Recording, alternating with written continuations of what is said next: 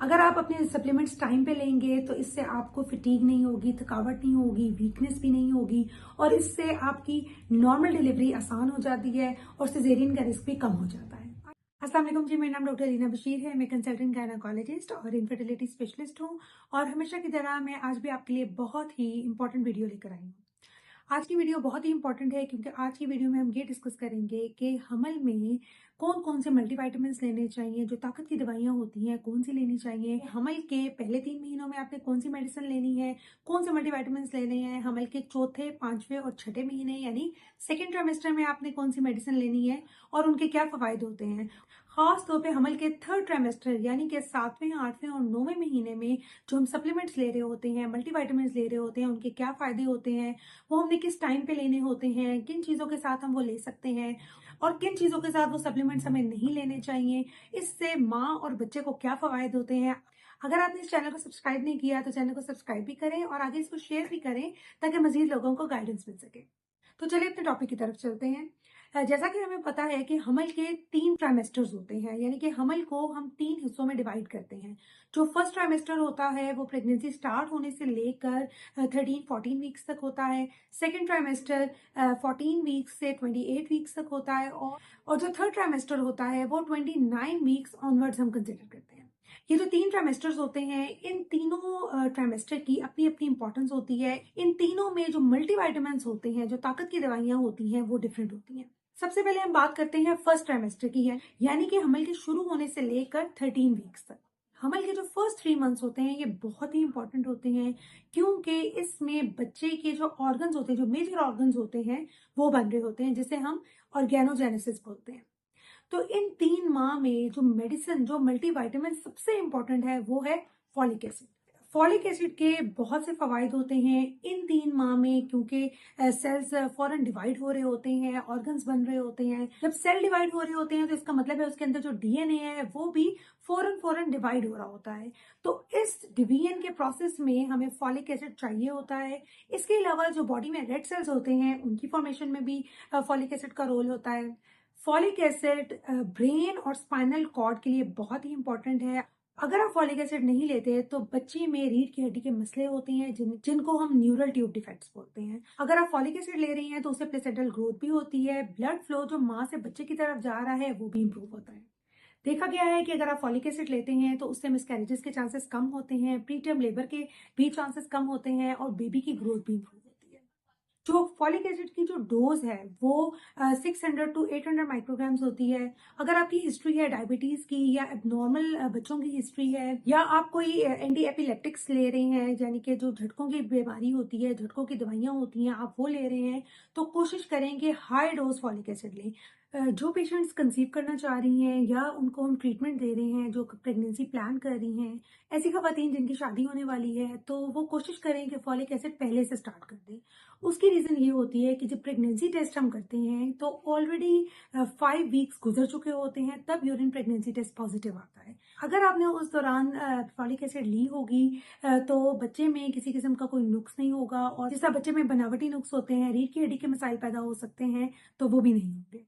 कुछ ऐसी खुराक होती हैं जिसमें फॉलिक एसिड होता है, जिसमें सब्ज पत्तों वाली सब्जियां होती हैं, दालें हैं, दालों में लोबिया और इसके अलावा सब्जियों में मटर बहुत अच्छे होते हैं। अगर फ्रूट्स की बात करें तो ऑरेंज, बनानास और मैंगो में फॉलिक एसिड होता है। ड्राई फ्रूट में पीनट्स और वॉलनट्स यानी कि अखरोट बहुत अच्छे होते हैं। इसके अलावा जो सनफ्लावर सीड्स होते हैं, सूरजमुखी के बीज होते हैं, वो भी बहुत अच्छे होते हैं। चावल और गंदम में भी फॉलेट होता है, वो भी आपके फॉलिक एसिड की रिक्वायरमेंट को पूरा करता है। लेकिन आपने सिर्फ डाइट पे फोकस नहीं करना, डाइट के साथ फॉलिक एसिड जो हम टैबलेट देते हैं वो आपने जरूर लेनी है।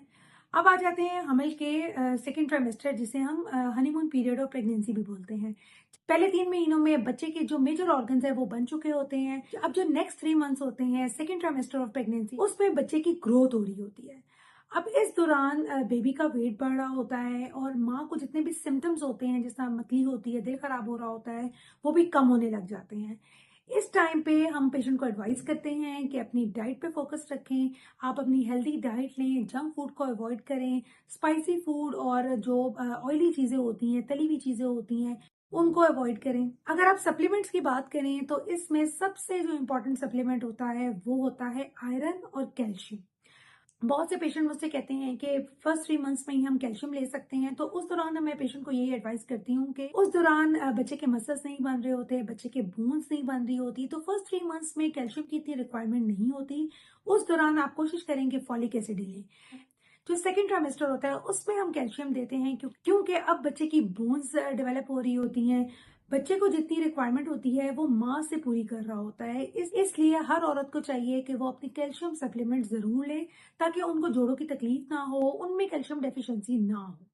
कैल्शियम की रिक्वायरमेंट को पूरा करने के लिए आप दूध का इंटेक भी से बढ़ा सकते हैं, लेकिन दूध के साथ आपने कैल्शियम की गोली जरूर लेनी है। कैल्शियम के साथ साथ आपने आयरन सप्लीमेंट्स लेने होते हैं। आयरन सप्लीमेंट बहुत जरूरी होते हैं। आप अपनी डाइट से भी आयरन को पूरा कर सकते हैं। डाइट में जिस तरह आप अनार लें, चुकंदर, खजूरें, सेब, दूध, तो ये ऐसी चीजें हैं जिसमें आयरन होता है, लेकिन आपने अपने सप्लीमेंट्स मिस नहीं करने। कुछ पेशेंट्स ये मिस्टेक करते हैं कि आयरन और कैल्शियम को एक साथ लेते हैं, तो कोशिश करें कि आयरन की टैबलेट दिन के टाइम लें और कैल्शियम शाम के टाइम पे ले लें, एक टाइम पे ना लें। आयरन अगर आप विटामिन सी के साथ लेंगे तो इससे आपकी आयरन एब्जॉर्प्शन बढ़ जाएगी, लेकिन आप आयरन के साथ कॉफी और चाय को अवॉइड करें। अगर आपने चाय या कॉफी लेनी है तो कोशिश करें कि आयरन टैबलेट्स के 2 घंटे पहले या 2 घंटे बाद लें। इसके साथ बहुत ही इंपॉर्टेंट मल्टीविटामिन जिससे विटामिन के है। विटामिन के बारे में बहुत सी स्टडीज हैं, जिसमें ये कहा जाता है कि ये बेबी की ग्रोथ में बहुत हेल्प करता है, ये प्लेसेंटल ग्रोथ में हेल्प करता है, प्लेसेंटा में जो ब्लड फ्लो होता है उसको इम्प्रूव करता है। इसके अलावा विटामिन के डिलीवरी के बाद भी आपकी हीलिंग प्रोसेस को फास्ट करता है। विटामिन के बेबी और मदर दोनों की बोन हेल्थ के लिए भी बहुत ही जरूरी होता है। इसके अलावा जो मल्टीविटामिन होते हैं उसमें बहुत ही इंपॉर्टेंट एंटीऑक्सीडेंट्स होते हैं। एंटीऑक्सीडेंट्स का काम ये होता है कि बॉडी में जितने भी टॉक्सिन्स होते हैं उनको वो वॉश आउट करता है। एंटीऑक्सीडेंट्स प्लेसेंटल ब्लड फ्लो को भी बढ़ाते हैं, बेबी की ग्रोथ में हेल्प करते हैं, और जिन पेशेंट्स की हिस्ट्री होती है प्लेसेंटल इनसफिशिएंसी की या आईयूजीआर बेबीज की या प्रीटर्म लेबर की, तो उनको चाहिए कि अपनी डाइट में एंटीऑक्सीडेंट्स ऐड करें। एंटीऑक्सीडेंट्स की रिक्वायरमेंट आप अपनी खुराक से भी पूरा कर सकते हैं, और कुछ सप्लीमेंट्स होते हैं जिसमें एंटीऑक्सीडेंट्स होते हैं। खुराक में विटामिन सी का इंटेक बढ़ाएं, जो ऑरेंजेस में होता है, एप्पल में और बनाना में होता है। इसके अलावा गाजरों में भी विटामिन सी होता है। जो ड्राई फ्रूट्स होते हैं उसमें भी एंटीऑक्सीडेंट्स होते हैं। जो और भी मल्टीविटामिन होते हैं जिसमें मैग्नीशियम, जिंक है। जो हम रूटीन में मल्टीविटामिन प्रेस्क्राइब करते हैं उसमें ये मल्टीविटामिन होते हैं, और ये आपकी रिक्वायरमेंट को पूरा कर देते हैं। अब आ जाते हैं हमल के थर्ड ट्राइमेस्टर में, यानी कि आखिरी 3 महीनों में। आखिरी 3 महीनों में सप्लीमेंट्स बहुत ही जरूरी होते हैं कि इस दौरान आप में खून की कमी भी हो सकती है, तो इस दौरान आपने अपने आयरन सप्लीमेंट्स मिस नहीं करने। बेबी की ग्रोथ हो रही होती है, इसलिए आपने अपने कैल्शियम सप्लीमेंट्स मिस नहीं करने। जैसे ही थर्ड ट्राइमेस्टर स्टार्ट होता है हम पेशेंट को आयरन और कैल्शियम के साथ विटामिन डी भी इंकरेज करते हैं। विटामिन डी आप सप्लीमेंट्स भी ले सकते हैं। इसके साथ साथ हम सन बाथ का भी पेशेंट को इनकरेज करते हैं। अगर आप अपने सप्लीमेंट्स टाइम पे लेंगे तो इससे आपको फिटीग नहीं होगी, थकावट नहीं होगी, वीकनेस भी नहीं होगी, और इससे आपकी नॉर्मल डिलीवरी आसान हो जाती है और सिजेरियन का रिस्क भी कम हो जाता है। आई होप इस वीडियो में आपको क्लियर हो गया होगा कि हमल में आपने किस ट्राइमेस्टर में कौन से मल्टीविटामिन लेने होते हैं और इसके क्या क्या फवाइद होते हैं। अगर आपको ये वीडियो पसंद आई है तो वीडियो को लाइक करें, चैनल को सब्सक्राइब करें और अपने तमाम फैमिली फ्रेंड्स के साथ शेयर करें, ताकि वो भी भरपूर तरीके से फायदा उठा सकें। Thank you.